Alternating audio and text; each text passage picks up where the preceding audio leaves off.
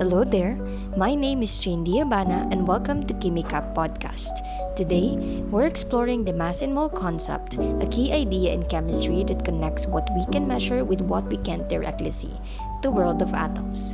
We'll touch on its history, definition, importance, and some practical examples. Come on, let's begin.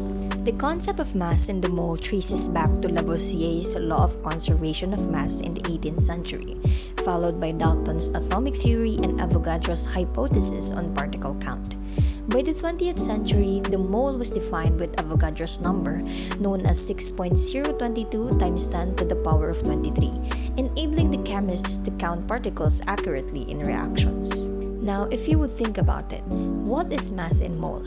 The mole is a counting unit in chemistry that links the mass of a substance to its particles, such as atoms or molecules. One mole contains Avogadro's number of particles and its mass, called molar mass, and it is measured in grams per mole. Now, what is the importance of mass and mole concept? This concept is essential because it allows chemists to convert between mass and particle count accurately.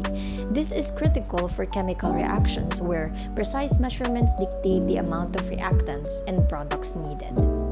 Now, in calculating molar mass, to calculate molar mass, you need to find the atomic masses of each element in a compound and add them up. For example, for H2O or water, it has 2 hydrogens, which is 1 gram per mole each, and 1 oxygen, which has 16 grams per mole. The molar mass is 18 grams per mole. Alright, let's put this into practice with the situational problem. Carlos is working on a chemistry project with ammonia gas, which is known as NH3. He knows nitrogen has an atomic mass of 14 grams per mole and hydrogen is 1 gram per mole, with 3 hydrogen atoms in each NH3 molecule. We'll walk through the solution step by step by simply beginning with identifying the formula, locating the atomic masses, and then multiplying by the number of atoms to find the molar mass.